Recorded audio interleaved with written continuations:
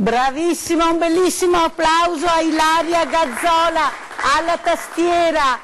Buonasera, buonasera, una puntata impegnativa questa, parleremo di giovani, di buoni esempi, parleremo di legalità, ma parleremo anche con loro e con i loro professori di femminicidi, parleremo anche di donne, parleremo di acqua, parleremo di ambiente, parleremo del futuro che stiamo lasciando a questi giovani. Che futuro avranno? Cosa si aspettano? Ne parliamo questa sera assieme, guardate quanti ospiti abbiamo questa sera, professori, insegnanti. Partiamo subito, professor Giuseppe Catania, buonasera professore, professor Giovanni De Venuto, professoressa Nicoletta Baldin, buonasera, professoressa Veronica Marcati. Buonasera. Io partirei proprio da voi e partirei proprio dalla professoressa Cremona, che noi conosciamo, Agnese Cremona, che grazie al preside, lo diciamo, questo maestro di vita che si chiama Antonio Chiarparin, questo preside, questo direttore di istituti, ma questo maestro di vita che sta cercando con tutte le sue forze di far capire che sono gli adulti che devono dare i buoni esempi, non sono i ragazzi, sono gli adulti che devono iniziare a capire che l'esempio devono essere loro. E lo ringrazio per avermi fatto l'onore di ospitare ancora queste classi, questi professori e questi studenti. Professoressa, allora io so che voi avete iniziato un percorso bellissimo, avete vinto anche un premio bellissimo e si è parlato anche di legalità. Ci vuole spiegare cosa è successo, professoressa Cremona? Volentieri. Allora, quest'anno abbiamo avviato appunto un progetto, diverse classi a classi aperte, quindi sono state un po' tutte le terze del nostro istituto sono state coinvolte appunto in questo progetto sulla legalità. E il percorso ha previsto diverse tappe, quindi abbiamo parlato moltissimo di mafia, di legalità in questo senso, però abbiamo parlato molto anche di diritti, di rispetto appunto dei diritti della donna e anche i diritti dei bambini, quindi appunto si è parlato di mafia, però poi si è parlato di femminicidio, si è parlato appunto di guerra, di bambini in guerra, della Siria e di tutta una serie poi appunto di argomenti connessi a questo. Come hanno vissuto questa giornata, queste giornate così importanti ma così impegnative, questo nome così pesante, legalità? Io passerei proprio il gelato alla signorina che è vicino a lei, vorrei capire per lei cosa vuol dire questa parola legalità e aver partecipato a questa giornata.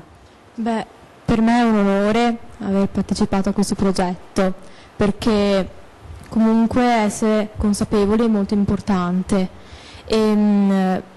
Oltre comunque alla mafia abbiamo, come ha detto la professoressa Cremona, trattato molti altri argomenti e ora sono più consapevole. Il tuo nome e cognome? Sartori Matilde. Matilde. E quando sei ritornata a casa, cosa ti hai portato dentro? Cosa ti è rimasto di questa giornata, di questa consapevolezza che bisogna migliorare la nostra società? Beh, comunque ora che comunque sono più consapevole posso anche cercare di migliorare le cose. Bravissima.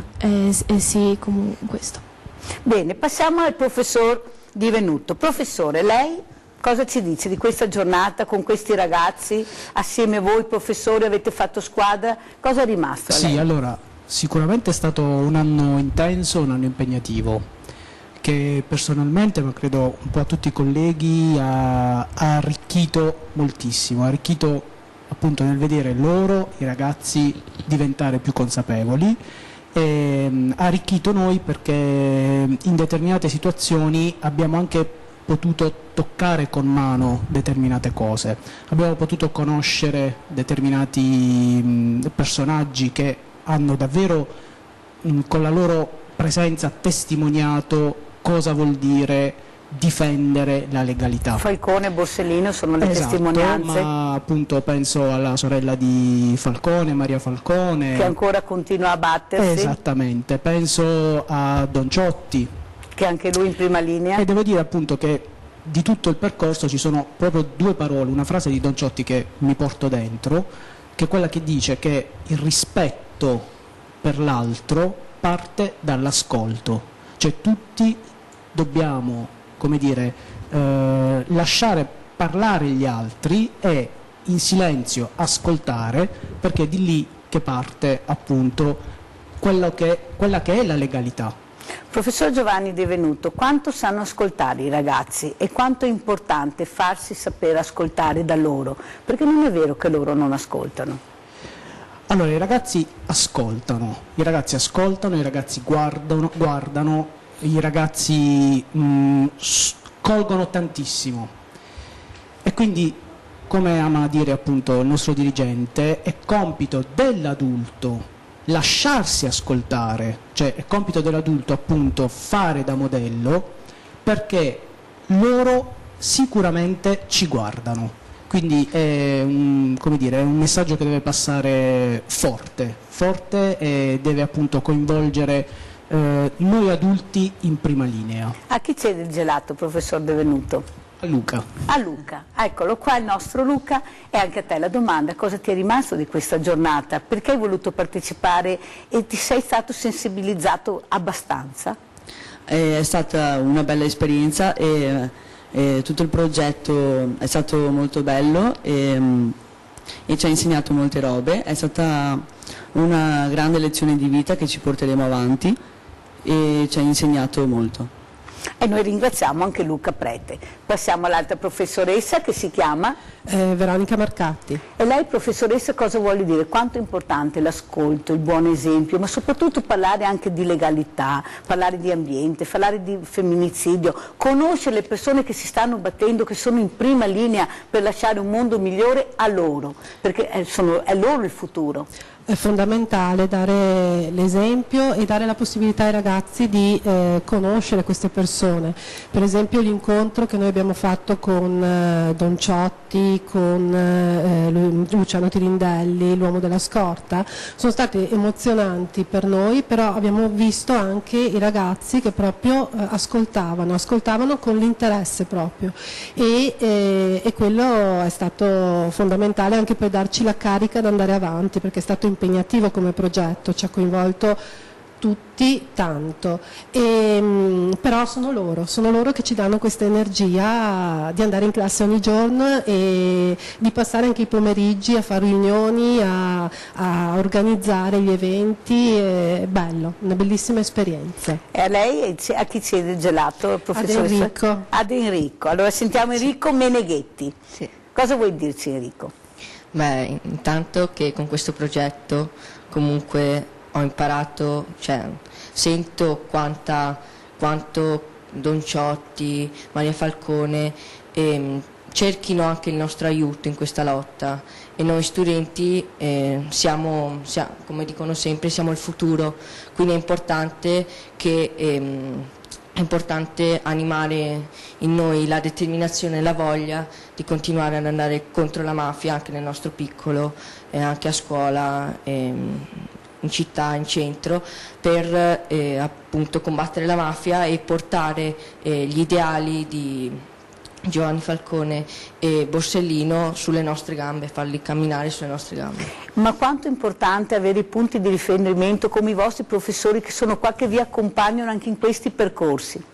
È tanto importante perché comunque ci danno sicurezza, cioè noi è vero siamo il futuro, abbiamo tanta responsabilità, però se ad aiutarci, insomma, a sostenerci ci sono i nostri professori, comunque possiamo dare il meglio.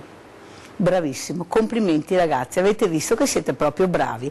A chi cede il gelato adesso? Alla professoressa. Alla professoressa che è? Buonasera, professoressa Nicoletta Baldin. Professoressa, ha sentito che bravi sono questi ragazzi e veramente che idee chiare hanno. A lei non serve neanche il gelato, lo può restituire perché tanto è microfonata. Sì. E a lei cosa rimane di questa giornata, di queste figure così importanti che stanno lottando per far capire quanto importante è la giustizia, la legalità, ma soprattutto il rispetto, io penso, il rispetto del prossimo? Sì, il rispetto è un valore molto importante ed è un valore che appunto i nostri ragazzi conoscono, hanno dentro di loro. Molto spesso si sente dire che i ragazzi di oggi non hanno rispetto, non hanno valori, in realtà invece loro hanno la loro sensibilità che è chiusa dentro di loro, nascosta dentro di loro, alle volte magari perché sono in un'età come dire, fragile, non fragile, però insomma l'adolescenza è un'età in cui stanno sviluppando la loro personalità, stanno passando da bambini ad adulti e quindi magari alle volte hanno paura o timore di mostrare i loro sentimenti, di mostrarsi anche fragili, però in realtà hanno una grandissima sensibilità e anche un gran rispetto verso gli altri sicuramente. E io li ho visti emozionarsi durante questo percorso, mi ha colpito moltissimo, hanno emozionato molto anche me, perché li ho visti emozionarsi e commuoversi anche quando abbiamo incontrato delle grandi personalità come ad esempio Luciano Tirindelli o Don Ciotti, o abbiamo parlato di Giovanni Falcone, di Paolo Borsellino, oppure quando siamo andati anche in Sicilia in viaggio di istruzione abbiamo incontrato i volontari dell'Associazione Libera e quindi abbiamo visto i partecipi dell'impegno di queste persone. Professoressa, che abbiamo girato e che voi gentilmente ci avete dato. Ecco, questo è il dirigente Antonio Carpiarin, questo per me è proprio un maestro di vita. Ecco, che perciò vedete sta spiegando queste giornate, il valore di queste giornate. Prego, continui professoressa. Sì, e quindi è stato anche molto emozionante per noi vedere la loro partecipazione e vedere come non sono morti in vano, come diceva appunto Enrico, le loro idee continueranno a camminare sulle loro gambe, sulle gambe dei giovani che sono il nostro futuro, sicuramente. Vicino a lei chi c'è?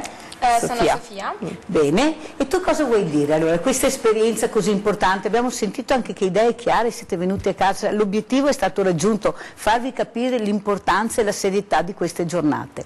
Allora, sicuramente secondo me è stata un'esperienza molto importante perché ci ha aiutato a capire il vero concetto di legalità e fare comunque vedere a tutti che possiamo continuare a combattere anche noi la mafia essendo comunque ragazzi, quindi dobbiamo continuare a fare questo lavoro, a comportarci da cittadini onesti, da cittadini democratici e per fare vedere a tutti che siamo anche noi in grado di fare qualcosa. Molto importante anche quello che hai detto. Professor Giuseppe Catania, questo è l'esempio che noi abbiamo sentito di questi ragazzi che hanno capito benissimo grazie a voi, perché siete stati voi, io dico sempre siete voi la benzina, loro sono i motori, ma la benzina siete voi che mettete questa benzina nei loro motori, anche motori delle volte difficili, perché è difficile entrare all'interno di questi ragazzi, di queste menti giovani, anche così un po' demoralizzate, vedendo questo ambiente in degrado, questa società, questa poca educazione di certi individui, mentre il mondo è fatto di buoni esempi, di bei individui. Cosa dice, professore? No, sono d'accordo. Diciamo se vuole alzarsi in piedi, professore, che la vediamo meglio, prego. La fortuna di poter fare questo mestiere ci dà la possibilità, cioè quello di insegnanti, ci dà la possibilità di venire a contatto con questo aspetto positivo di cui parlava lei. Questi ragazzi hanno delle potenzialità e delle doti, dei talenti che ovviamente è il nostro compito, il nostro dovere, insomma, valorizzare. E per quanto mi riguarda, ho la fortuna di occuparmi di musica insegnando pianoforte all'interno dell'istituto comprensivo. Lei parlava di ascolto prima e l'ascolto fa assolutamente parte del nostro modo di fare, fa parte della nostra didattica, sviluppa la sensibilità dei ragazzi. Facendo musica bisogna prima di tutto saper ascoltare, però questo è un ascolto che anche noi insegnanti, o meglio mi pongo dalla parte dei colleghi di questo team, perché io non ho partecipato direttamente a questo progetto sulla legalità, però l'ho sentito veramente vicino perché questi colleghi costituiscono un team veramente trainante, è bello vederli lavorare insieme, sono molto affiatati, trainano un po' tutto il corpo docente ed è veramente un piacere averli come colleghi. Vicino a lei abbiamo Audino Irene che suona il clarino. Sì. Per te la musica cos'è? Allora, la musica è... Alzati pure in piedi. Grazie. Allora, prima di tutto vorrei ringraziare tutti i miei insegnanti e tutti i collaboratori che sono bravi, grazie a loro ci hanno permesso a vivere questo momento. Per me la musica è uno dei mezzi principali e secondo me i giovani di oggi, che rappresentano anche il futuro per la società, dovrebbero usufruire di questo mezzo di comunicazione e oggi infatti ho voluto dedicare il brano a questo progetto bellissimo. Che poi sentiremo questo brano bello che hai scelto. Secondo te la musica può far arrivare a certi cuori aridi, rigidi, con questo suono melodioso bellissimo, questa musica che abbiamo sentito prima anche suonare da Ilaria Gazzola, questa musica un po' che è un mistero, quello che ha suonato Ilaria, proprio il mistero della vita, il mistero di questa società che non si riesce bene a capire dove andrà a finire. La musica può aiutare secondo te? Assolutamente sì, anche se ora i giovani hanno un po' perso questa abitudine, questa conoscenza musicale, però penso che sia abbastanza importante e quindi io ho voluto spendere abbastanza tempo alla musica e al mio studio musicale. Ecco, sì. E noi ti ringraziamo. Allora andiamo col primo servizio, guardiamo.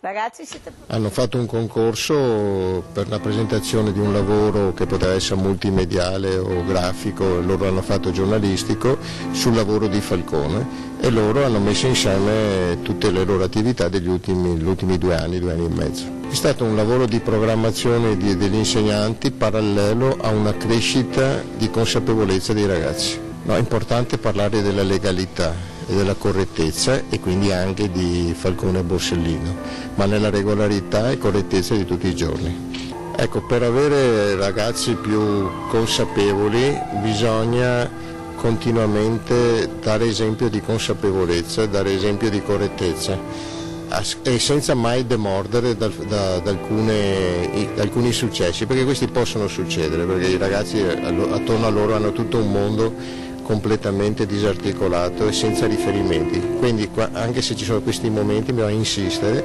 perché i ragazzi meritano che noi lavoriamo per questo. Abbiamo dato dei kit perché possono servire sia alle scuole sia ai singoli studenti che non possono seguire l'attività normale della scolastica e quindi si possono collegare o da casa o da scuola, da dove sono, dall'ospedale per fare queste attività. E spero che questa dimostrazione di fattibilità, ecco questo è importante, la fattibilità con costi anche contenuti, che grazie alla generosità di alcuni privati che vogliono rimanere assolutamente anonimi, siamo riusciti a mettere in atto e a dimostrare che se si vuole si può fare. Il contatto con la realtà deve essere sempre prioritario, realtà nei rapporti, realtà nelle richieste e nelle aspettative, perché loro possono fare tutto quello che fanno gli altri, compatibilmente naturalmente con la patologia del male. Però questa normalità li cura molto di più che magari una vitamina in più o una vitamina in meno, insomma. Questa sera abbiamo anche il dottor Pietro Casetta, comunicazione giornalistica ed operazioni culturali. Dottor Casetta, sentendo questi ragazzi e sentendo quello che ha detto questo dirigente, queste parole così forti, queste parole che fanno capire veramente che qualcuno di adulto deve riflettere bene, cosa dire? Io mi occupo molto anche di aspetti relativi all'ambiente, anche attraverso pubblicazioni, studi e cose di questo genere. E io riflettevo mentre parlavano appunto di mafia, e riflettevo sull'omicidio di Ilaria Alpi e non solo di Ilaria Alpi, ma anche del suo operatore naturalmente. E un omicidio che ormai mi sembra acclarato che fosse perché la Ilaria stava scoprendo un traffico molto illecito di rifiuti fra l'Italia e la Somalia. Io sono stato molto impressionato, ricordo una trasmissione televisiva che ho rivisto recentemente che si conclude appunto con l'omicidio della Alpi, e lei stava girando un servizio, insomma, si stava occupando di un paese di cui non ricordo il nome, sarò sincero, che si trova appunto in Somalia. In quel paese, ma è una trasmissione molto vecchia questa qui, quello lì era uno dei due estremi di una strada somala sotto la quale si trovano i rifiuti. Anche questa è mafia, perché e un mio carissimo amico che è stato in Somalia, ma stiamo parlando di 40 anni fa, e poi questa Somalia l'ha voluta raccontare in un libro, in un romanzo peraltro molto bello. E so che venni colpito da sta storia, che lui ad un certo punto in questo romanzo accenna, sente, lui era un ragazzo, aveva la mia età, cioè 18 anni, insomma, e eravamo e siamo molto amici assolutamente, e ci dedica queste 5 righe che io non capivo, gli ho telefonato, spiegami sta storia, insomma, e io sì, è stata una conversazione, ma io l'ho soltanto sentita, di questo personaggio italiano che parlava di questa strada che poi è stata realizzata, insomma, e parlava della strada. Oltre alla via della seta abbiamo la via dei rifiuti, noi abbiamo la via dei rifiuti, molto... e io ricordo che ho scritto la recensione poi di questo libro, naturalmente tenendo presente anche di questa cosa, e questa conversazione che questo mio carissimo amico la sentì, stiamo parlando di 40 anni fa, anche di più di 40 anni fa, in Somalia, la sentì a Mogadiscio, la capitale. Era andato lì con suo padre perché suo padre doveva tenere delle lezioni, insomma, e quindi si trasferì tutta la famiglia, mica per 15 giorni, insomma, state lì 6 mesi in 2 riprese. Ricordo questa, così molto recentemente, poi ci siamo rivisti e risentiti, e nella mia recensione a questo romanzo veramente molto bello, ad un certo punto ho scritto: sì, una volta li portavamo là, adesso invece sono qui.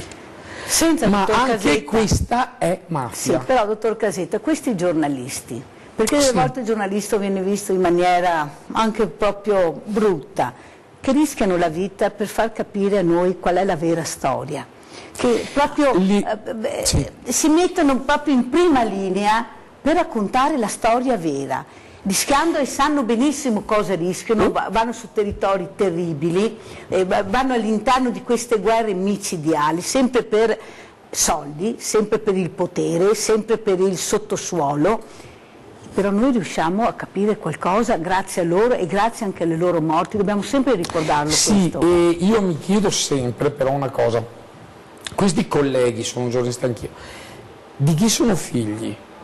Cioè, i loro maestri, chi sono? Cioè, chi sono stati? Perché se i loro maestri sono questi, avremo dei giornalisti, dei giovani, così, che possono anche rischiare, ma anche non rischiare, cioè si può benissimo tutelare i valori repubblicani, in questo caso, i valori democratici, anche senza rischiarla la vita, e dico la verità, io alle volte adesso un pezzo che sono in silenzio stampa perché mi sono innervosito, e certe nefandezze proprio come si dice, ambientali, ho detto no, basta, fine, allora, sono da solo, ma me ne frego, basta. Sentiamo, insomma. Perché vicino a lei c'è Massimiliano Zane, amministratore unico Laguna Fla. Spieghiamo chi è Massimiliano Zane. Allora, io sono l'amministratore di una società che ha sede a Burano, in una delle isole della Laguna Nord, e con la mia società facciamo un servizio di trasporto pubblico, nome tecnico servizio di linea commerciale, tra Altino, area museale, Torcello, Burano e San Francesco del Deserto.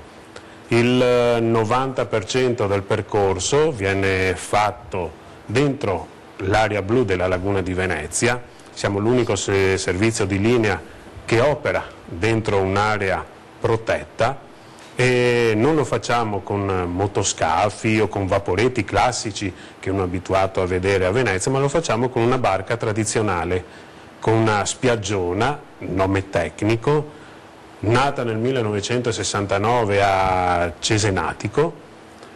È stata restaurata nel 2014 con tutte le caratteristiche, con tutto quello che ci ha richiesto il RINA, il Registro Navale Italiano, la Capitaneria, ma soprattutto il Comune di Venezia, perché per svolgere un servizio del genere le autorizzazioni ce le ha date il Comune di Venezia, e la barca ha tutto questo, e abbiamo iniziato nel 1° aprile del 2016 a fare questo servizio. Senta Massimiliano, lei che vive l'ambiente, che è in mezzo alla laguna tutti i giorni, diciamo, com'è il nostro ambiente? Come sono queste acque? E mi dica, ieri, quando ha visto questo mostro avanzare così prepotente, così dirompente, cosa ha provato? Io vedo normalmente, io navigo nella parte più a nord della laguna tra canali che li potremmo considerare quasi dei ghebi in dialetto veneziano, rami in dialetto buranello, dove tutti sfrecciano, corrono normalmente.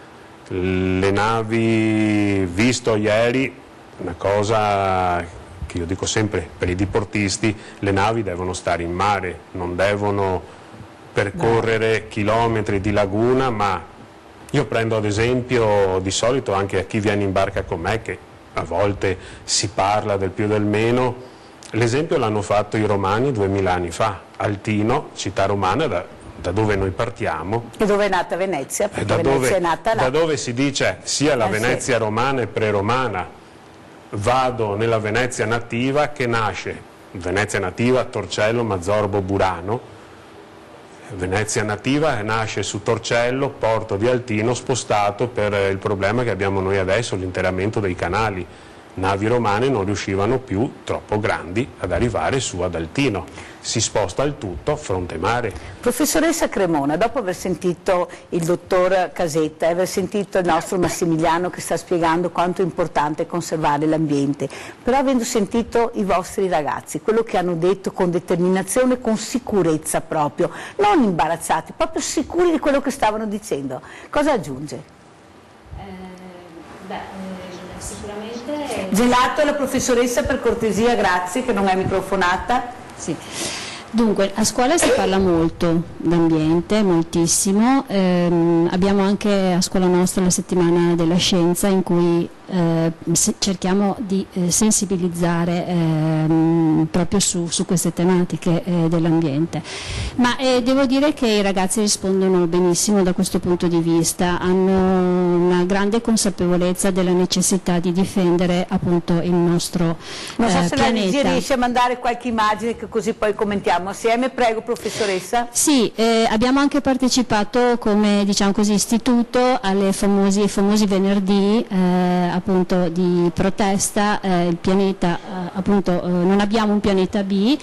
Abbiamo fatto dei manifesti, abbiamo fatto appunto degli striscioni che abbiamo appeso nella scuola e anche come docenti abbiamo partecipato alla rappresentazione, alla manifestazione che è stata fatta a Treviso. E i ragazzi hanno lavorato con grande fervore, con grande interesse, lo sentono moltissimo questo problema e forse appunto sono avanti rispetto a noi adulti da questo punto di vista. Professor De Venuto, secondo lei i ragazzi sono attenti all'ambiente, alla raccolta differenziata? Abbiamo visto Greta come è riuscita a portare l'ambiente al centro dei giovani. I giovani hanno detto Greta ha ragione, noi scendiamo in piazza. Qualcuno ha detto si sono fatti strumentalizzare. Io non credo. Lei cosa mi dice? No, io credo che i ragazzi siano sempre più consapevoli della questione ambientale, la sentono ormai nel proprio DNA, direi quasi.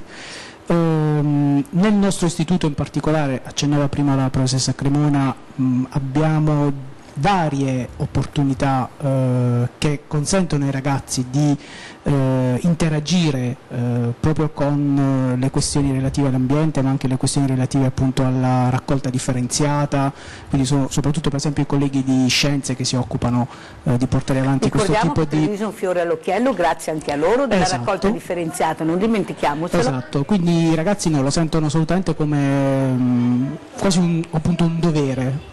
Stiamo parlando di diritti, ma in realtà esistono poi anche i doveri, è un principio cardine proprio della corrispondenza tra diritto e dovere, no? e quindi loro lo sentono anche proprio come un dovere quello di rispettare l'ambiente, perché questo dovere porterà loro a salvaguardare un diritto fondamentale che poi è il diritto a vivere in un ambiente sano, il diritto alla salute, il diritto per l'appunto alla vita. Quindi assolutamente io credo che loro si sentano molto più sensibilizzati a questo tipo di problematica oggi. Professoressa Marcati, abbiamo sentito ambiente, raccolta differenziata, giornalismo, femminicidio, parlare con loro di femminicidio, parlare con loro dei valori, del rispetto. Abbiamo visto quelle sequenze terribili, questo povero anziano massacrato di botte, ma non sono questi gli esempi buoni. Gli esempi buoni li abbiamo qui questa sera. Cosa vuole dire, professoressa Marcati? Sì, come ha detto lei, noi parliamo sempre a scuola di questo e appunto all'interno di questo progetto io sono rimasta molto colpita da uno spettacolo al quale hanno assistito i ragazzi e anche alcuni genitori, che era fatto da alunni, da studenti, che si chiama Ogni 8 minuti, e raccontava proprio il femminicidio.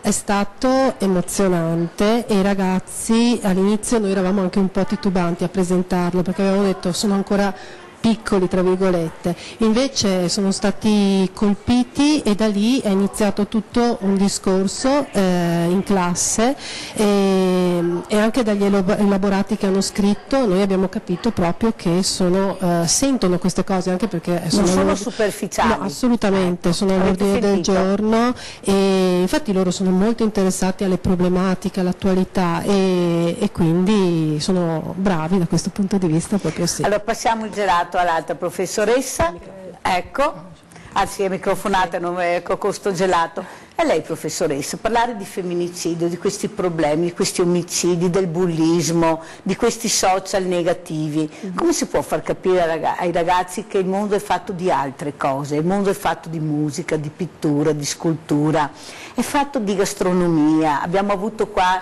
la scuola Lepido Rocco con questi ragazzi che stanno studiando la panificazione, la pasticceria, lavorano il sabato, la domenica, sempre presenti, sapendo che sarà un lavoro duro, che deve alzarsi alle 3 del mattino, però lo fanno perché l'obiettivo è quello di arrivare a vincere questa battaglia che loro stanno facendo, per vincere la guerra, che la guerra è il loro futuro.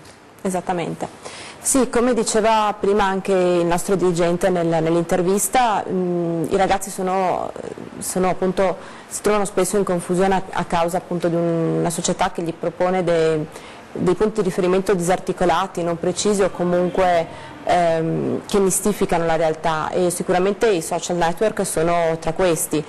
Alle volte molti genitori vengono a colloquio e lamentano il fatto che i ragazzi il pomeriggio non si trovano più tra di loro, magari al campetto a giocare o a fare una passeggiata assieme in centro a Treviso, mangiare un gelato, una cosa molto semplice, ma preferiscono stare a casa, stare davanti al loro computer, alle loro piattaforme di gioco e giocare online tra di loro. Ma questo vuol dire isolarsi, professoressa? Esattamente, questo vuol dire isolarsi, e i primi a star male sono i ragazzi, poi sono i ragazzi che vivono con disagio, loro chiaramente sentono il bisogno di contatti umani, di relazioni umane vere, reali, come tutti noi.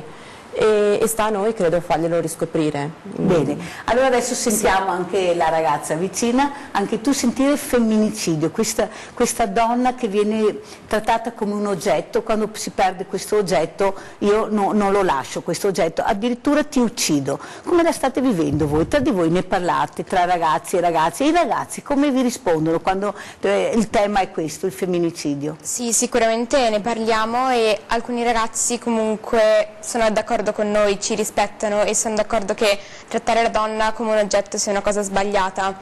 Altri ragazzi la pensano anche loro in questo modo, però comunque hanno idee un po' contrariate rispetto alle nostre, magari fanno una differenza tra i maschi e le femmine, che anche sicuramente questa è una cosa sbagliata.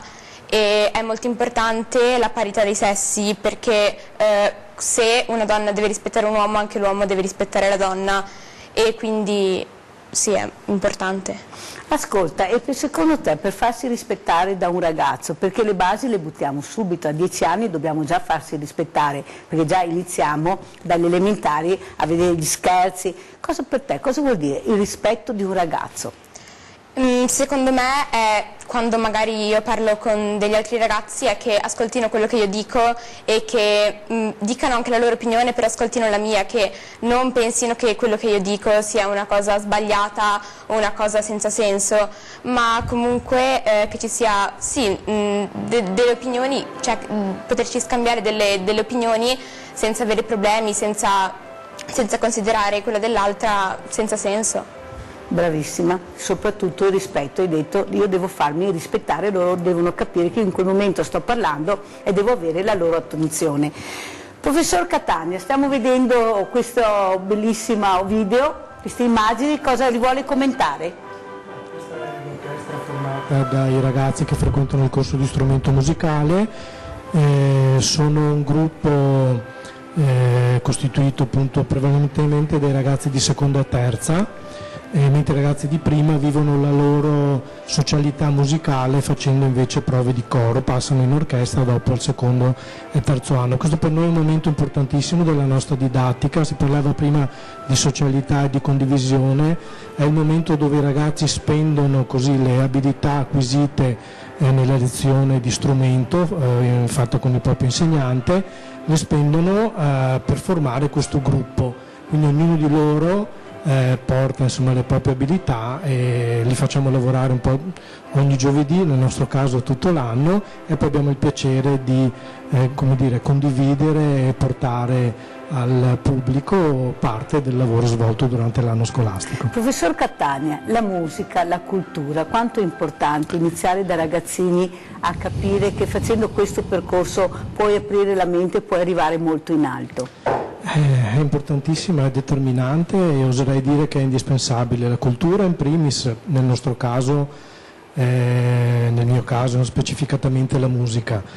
L'arte del bello, venire a contatto con il bello, con l'espressività più alta che l'ingegno umano ha potuto creare, è per i ragazzi motivo di formazione è importante, di affinamento della sensibilità, di scoprire le proprie capacità, i propri talenti, di prendere fiducia in se stessi e che in questo modo insomma diventare, speriamo, degli adulti in gamba. Professor Catania, io quando intervistavo i ragazzi e dicevo ma questo amore per la musica da dove viene?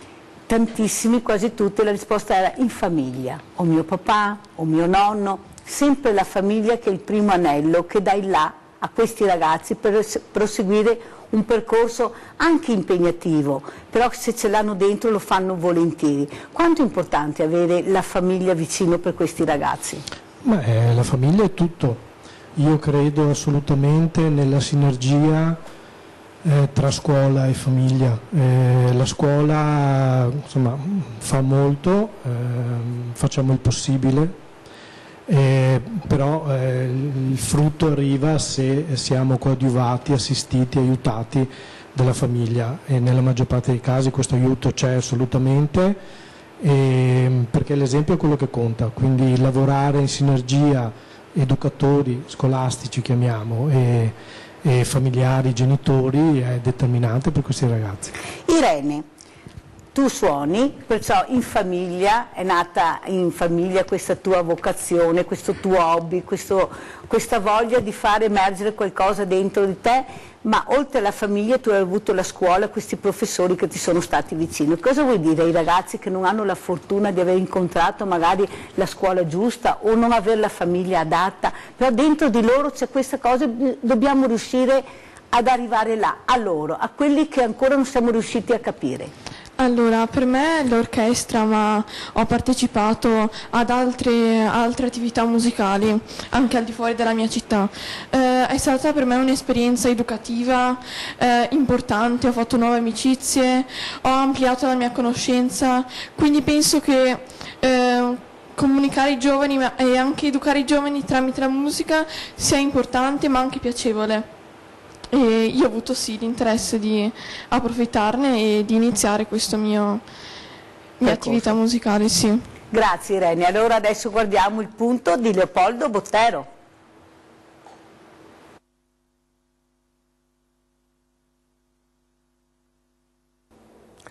Buonasera a tutti. La legalità, educare i giovani alla legalità è importante. La legge serve per la convivenza. La legge non nasce con le democrazie, nasce già con i primi sovrani assoluti dell'Oriente, da Hammurabi in poi sappiamo di leggi scritte, e servono non per fare giustizia ma per convivere. Noi siamo in una situazione di un regime democratico e cerchiamo di fare delle leggi un po' più giuste, un po' più morali, però certo bisogna rispettare la legge per la convivenza civile, per l'onestà in genere. Attenzione che qualche volta ci sono delle leggi che non sono da rispettare. Parlavo prima con i ragazzi e dicevo era legale nel 1938 cacciare gli ebrei dalla scuola e chi gli faceva scuola agli ebrei commetteva un reato. In questo caso era morale non rispettare la legge. Non è il caso di Falcone e Borsellino, che hanno cercato di far applicare una legge importantissima per la convivenza, no? Quella della onestà dal punto di vista sociale, e quella che serviva e che servirà per sconfiggere la mafia, perché è un lavoro ancora lungo. È bello vedere questi ragazzi che si appassionano a questi temi e cerchiamo di farli anche riflettere sulla sorgente del diritto, non solo sulla legge, su quello che è l'assetto anche istituzionale dei governi e degli stati, perché sono i nostri dirigenti di domani. In ogni caso, bellissima iniziativa della scuola e dei ragazzi. Ringraziamo Leopoldo Bottero per questo importante punto e adesso mi rivolgo al dottor Casetta, cosa ne pensa di quello che ha detto Leopoldo Bottero, ma soprattutto di questa legalità. La legalità, a proposito delle leggi razziali del 1938, ha sollevato prima, mentre attendevamo l'inizio della trasmissione, un problema.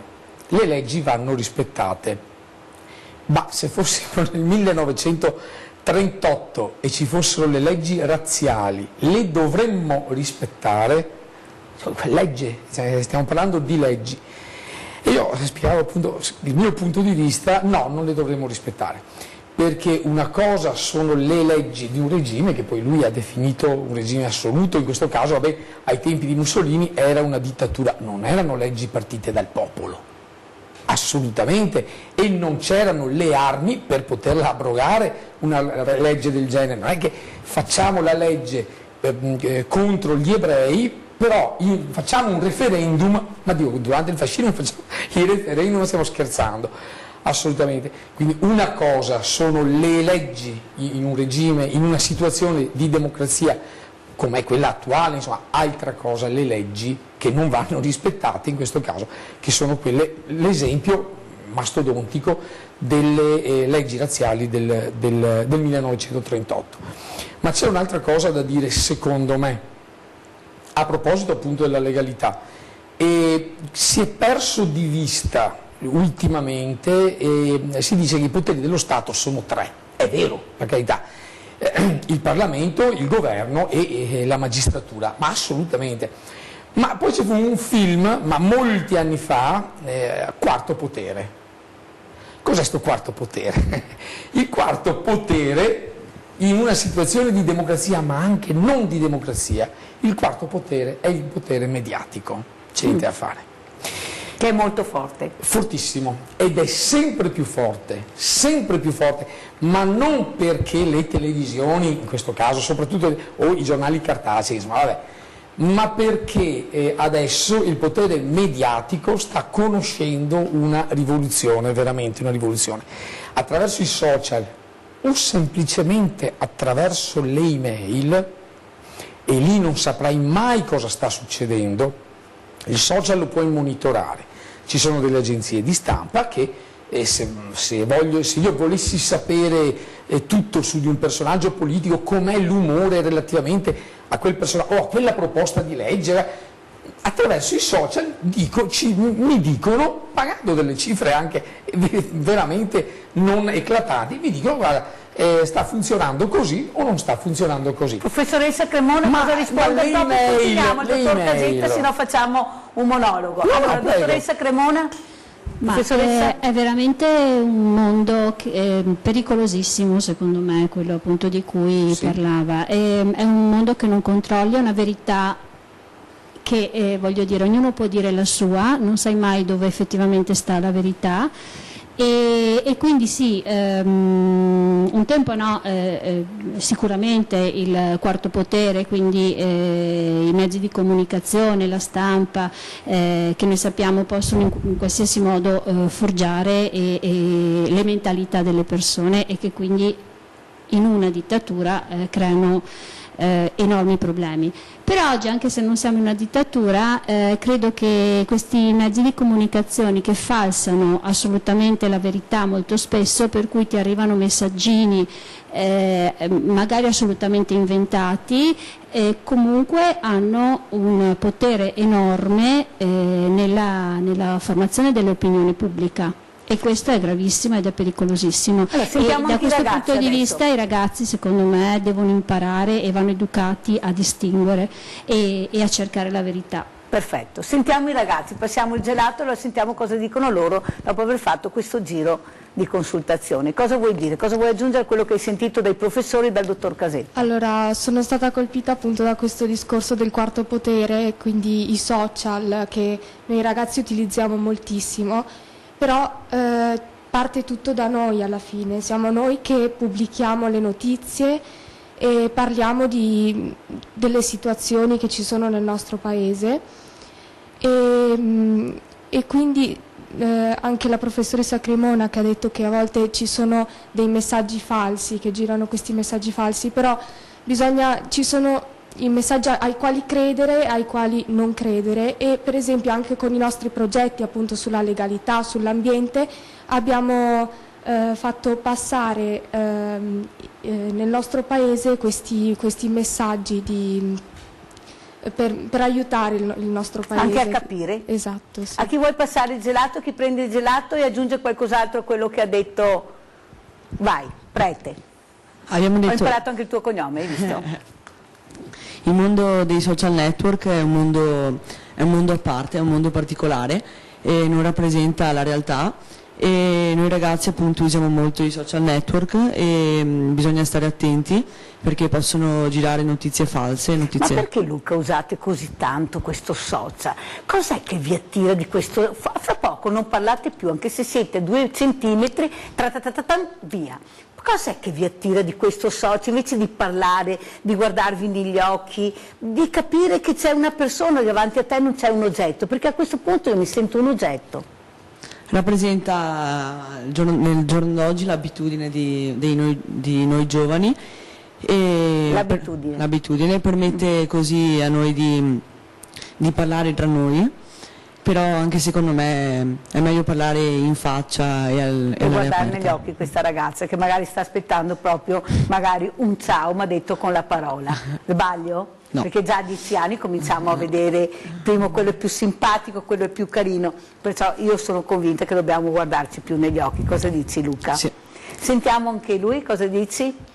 Sì, anch'io comunque sono d'accordo sul potere che ha i social, i media, la televisione, che di fatto riescono più di tutti gli altri poteri a manipolare le persone, quindi a far credere alcune notizie che di fatto ormai, soprattutto noi giovani, appunto selezionando alcune notizie che magari riteniamo più interessanti ci isoliamo ancora di più dalle altre, ci allontaniamo dalle altre. Ci isoliamo, vuol dire che anche tu ti isoli. Sì. E in famiglia come vivono questa situazione? Ne parlate con i vostri genitori? Sì, in famiglia ne parliamo molto, parliamo appunto del fatto che noi studenti usiamo tanto questi social network perché diciamo non ci sentiamo più noi come persone ma come degli esseri ma li state ascoltando, guardate che stanno dicendo la verità, guardate che non è scritto niente,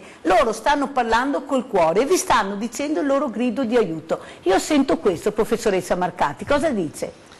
Sì, indubbiamente. Noi tra l'altro abbiamo sperimentato anche una cosa, quella di portarli in gita per 3-4 giorni senza il cellulare. Loro erano spaventatissimi perché come facciamo 4 giorni senza cellulare? E invece li abbiamo visti più tranquilli e soprattutto hanno iniziato a parlare, perché loro non parlano, loro scrivono i messaggini dove non si capisce il messaggio perché manca l'aspetto così anche di vedere in faccia una persona effettivamente, e quindi secondo me dovrebbero imparare ancora di più a diminuire le ore o il tempo professoressa passato. Marcati, io so che io sono stata contattata da un insegnante, cosa dirà, cosa chiederà? Io ho detto no, non dico niente, voglio che i ragazzi in quel momento, in base a quello mi sentirò di chiedere, loro mi rispondono.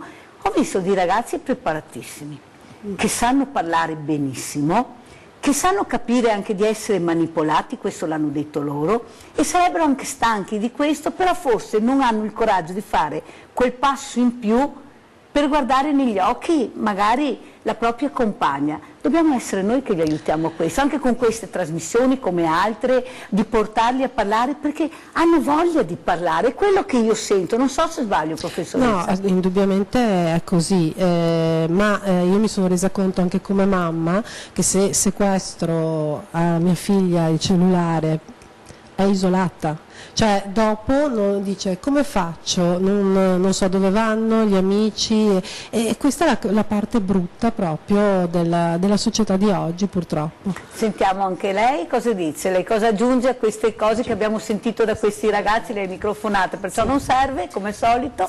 Allora cosa dice? Sì, la professoressa Marcati ha sottolineato un altro aspetto appunto del fenomeno, il fatto che se togliamo il cellulare ai ragazzi poi sono isolati. Effettivamente noi dovremmo portarli a riflettere su questi strumenti e a considerare l'uso che se ne fa, l'uso positivo e l'uso negativo, perché sono sicuramente degli strumenti che ci hanno semplificato la vita e che in alcuni casi ci sono anche di aiuto nella nostra quotidianità. Dipende tutto dall'uso che ne facciamo noi, quindi un'educazione ad un uso più consapevole, soprattutto anche con il nostro esempio, perché alle volte siamo per primi noi adulti che siamo concentrati sui cellulari, sui telefoni, e invece magari siamo più concentrati davanti, molto spesso anche quando si va fuori a cena si vede magari una coppia che invece di parlarsi guardano il telefono, magari invece di ascoltare. L'altro giorno, un pomeriggio, ero in centro, ero su un bar con mio marito e c'era una mamma con una figlia, l'età di questi ragazzi. La figlia annoiatissima e la mamma che continuava con questo cellulare a guardare, a messaggiare, non so cosa. A un certo momento io mi sono alzata, perché fa parte del mio carattere, non riesco a star ferma, ho detto a questa mamma, mi scusi signora, sua figlia è annoiatissima, forse se la siedo vicino a me ci annoierà meno. Lei mi ha guardato e come? Cioè lei non si rendeva neanche conto, questo lo dico a voi, ditelo alle vostre mamme se ne avete uno di queste, che avrei piacere di parlarci anch'io, del momento che stava vivendo con sua figlia, aveva il mondo vicino, questa ragazza chissà quante cose avrebbe voluto raccontare a questa mamma e questa mamma completamente isolata. Parlo anche di una mamma giovane, ma questo isolamento non è colpa loro, è colpa anche di certi genitori, perché se questa ragazzina poverina ha una mamma del genere, io mi domando un domani che mamma sarà questa ragazzina, cosa riuscirà a trasmettere, chi mi vuole rispondere? Impegnativa la cosa, Andiamo da lei. Ok, allora anch'io sono del pensiero che sicuramente tutto parte dall'educazione anche che danno i genitori, perché se sono abituati i genitori per prima cosa ad usare sempre il telefono, anche i figli poi seguiranno il loro esempio. E anche come diceva la professoressa prima, penso che ci sia un uso sbagliato dei social network, ma anche un uso giusto, perché comunque io ad esempio magari riesco ad avere delle notizie attraverso questi e quindi mi aiuta anche a sapere più di attualità. Sicuramente però è anche vero che siamo troppo attaccati a questi social network e quindi ci isoliamo da quello che ci sta intorno. Lo state dicendo voi, Fatelo capire a qualcuno che lo state dicendo, aiutateci a uscire da questo tunnel che ci siamo messi anche a nostra insaputa, in buona fede forse anche, perché l'elettronica a questa età a chi non piace. Cosa vuol dire, professor De Venuto? Sì, no, io colgo l'occasione per due riflessioni che stanno emergendo. La prima appunto riguarda il rapporto tra ragazzi e social network, che in alcuni casi è anche un rapporto talvolta pericoloso, nel senso che ormai si parla sempre più spesso di cyberbullismo, ad esempio. Quindi appunto i ragazzi vanno guidati, vanno educati in questo, e nell'ambito del progetto Legalità ci sono state anche occasioni in classe per approfondire proprio questi argomenti, per approfondire questi elementi. E quando parliamo di cyberbullismo è vero che siamo sempre in una dimensione virtuale, ma il nodo, il nocciolo della questione resta sempre lo stesso, cioè la violenza che riusciamo a fare anche attraverso la parola, anche attraverso il social network.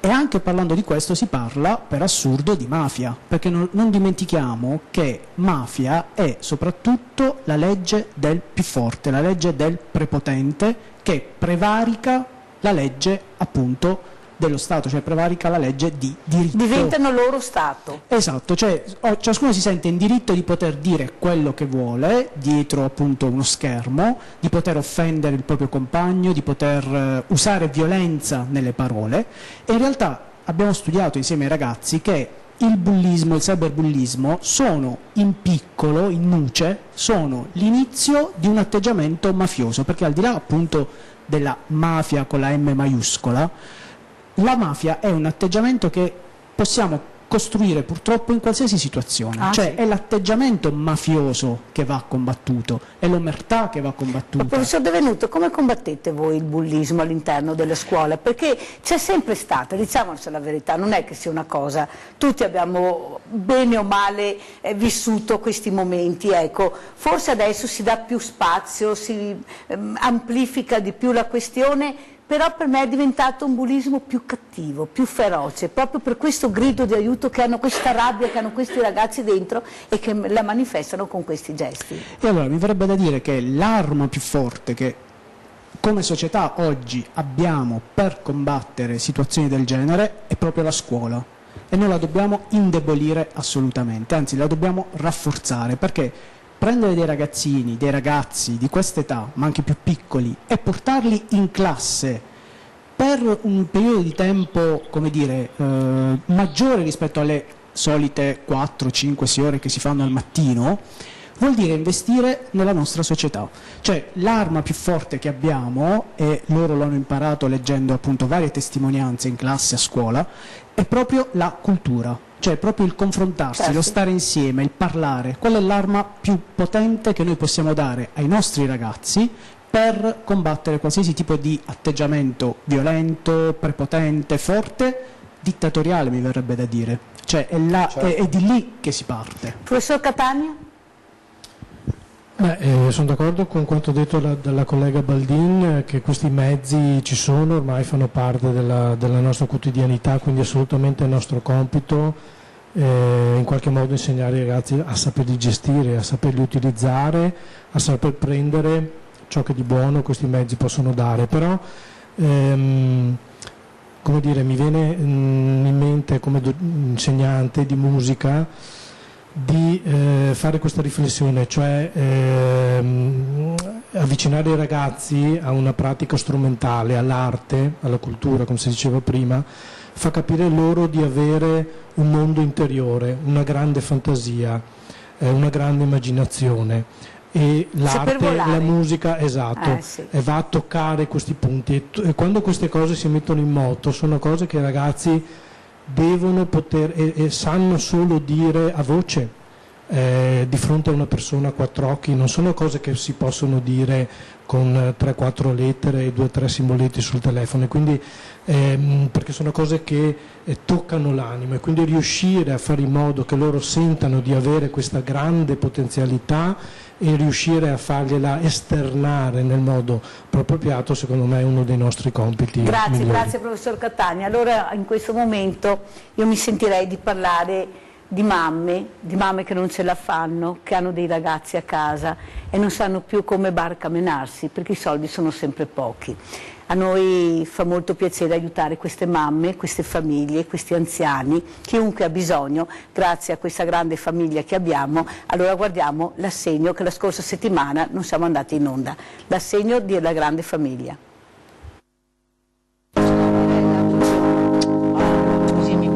Tanto entriamo, dai, entriamo. Allora questo è il Banco Solidale, Mara.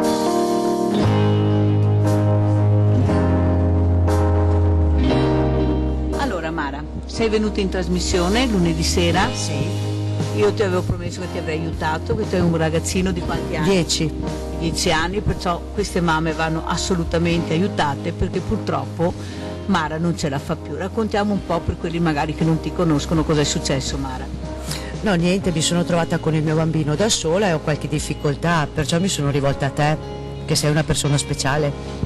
Oltre che speciale, però è la grande famiglia che cerca di aiutare. Che tu lavori, però il lavoro che hai non ti permette di dare a tuo figlio quello che tu vorresti dare, di fare una vita un po' dignitosa, diciamola così tra virgolette, perché le spese sono sempre tante per queste mamme che devono tirare su questi bambini da soli e non ce la fanno. Cos'è che chiederesti tu, Mara? Cosa chiederei io? Una casa un po' migliore. Perché dove abiti? Abito in un appartamento un poco spazioso. Troppo piccolo? Piccolino, sì. Anche per tuo figlio? Sì, abbiamo una camera solo.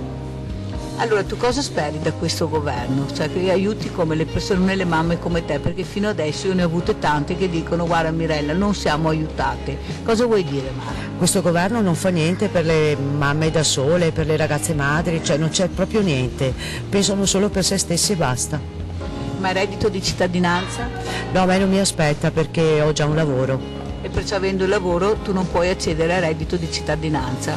No, assolutamente no. Però col lavoro che fai non ce la fai ed è il gatto che si mangia la coda? Esatto.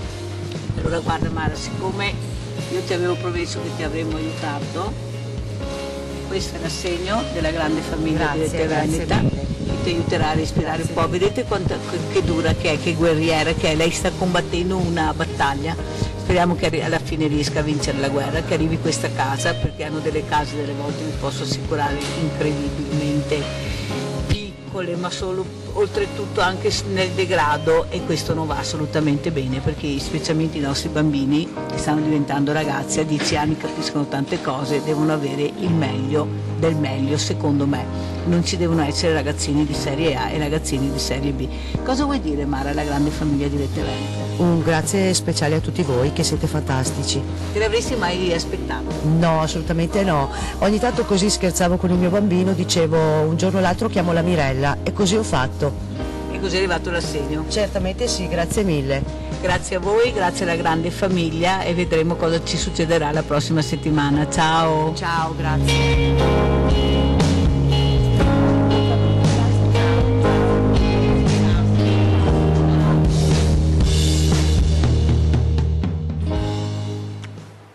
Mara, un'altra donna da sola, un'altra donna che fa fatica ad arrivare a fine mese, un'altra donna che dice siamo lasciate troppo sole noi donne.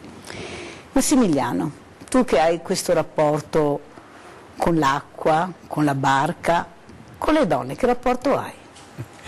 Allora, ho una moglie, ho 2 figlie, una adesso sta finendo l'Erasmus con l'Università Ca' Foscari, quando torna, tra una settimana, ritornerà a darmi una mano in barca, perché non esistono lavori maschili o femminili. Chi vive in laguna, in barca, si fa tutto, ed è giusto, secondo me, che lei perlomeno impari, gli venga insegnato quel minimo per muoversi, per non dipendere da altri se continuerà a vivere in laguna. Allora tu hai una moglie e una figlia, due donne, due figlie, perciò tre. Il rispetto che chiedono queste donne, tua moglie, le tue figlie, qual è? Quello di saperle anche ascoltare a volte. Bisogna saperle ascoltare. Guai se no. Appunto. No, ma a parte quello, bisogna, quando si vive insieme, bisogna rispettare i difetti e pregi l'uno dell'altro. Non è che essere donna sia essere inferiore che essere un maschio, cioè si è uguali in tutto. E secondo te le tue figlie capiscono perché è la loro mamma il perno di questo rispetto che vedono nei tuoi confronti verso la loro mamma?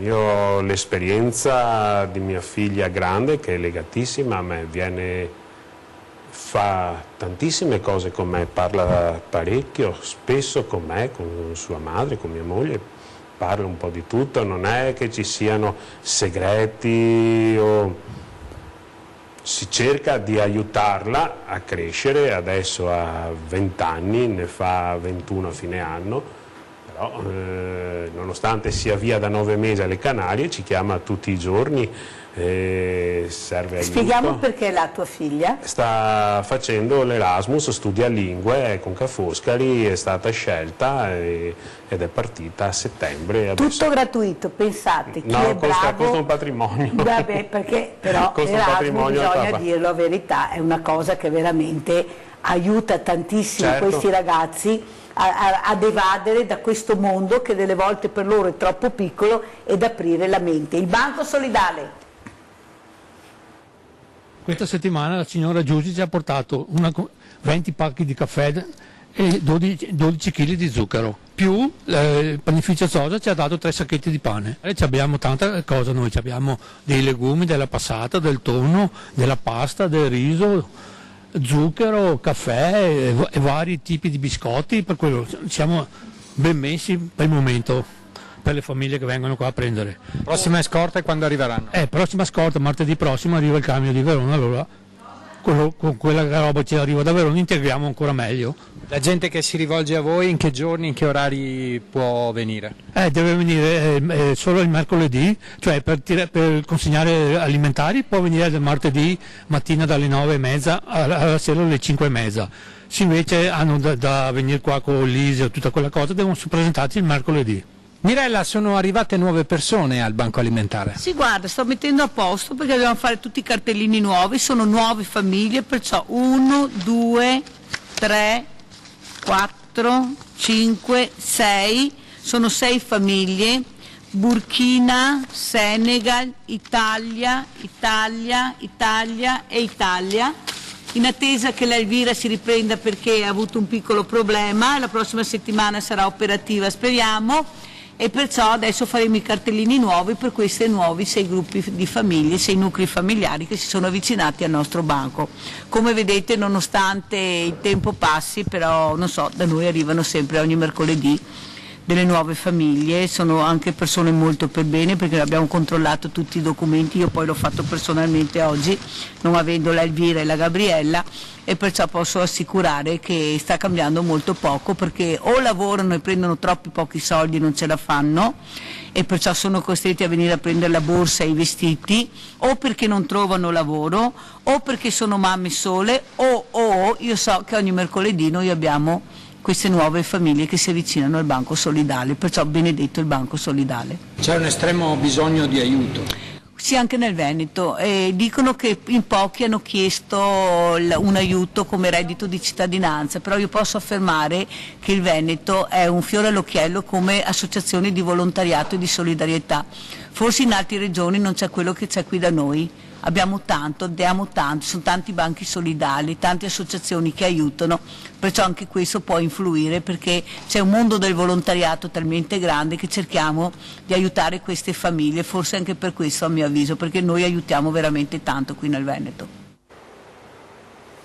Sì, il Veneto, Treviso, il più alto numero di associazioni di volontariato, questo fiore all'occhiello che a Treviso, questa Treviso delle volte vista come razzista, come Minovò combatta, invece è una Treviso bellissima, fatta di persone, di anziani, di giovani che dedicano il loro tempo alle persone in difficoltà. Noi abbiamo finito questa prima parte, non cambiate canale, a tra poco perché andremo a fare un viaggio bellissimo. Ciao, a fra pochissimo!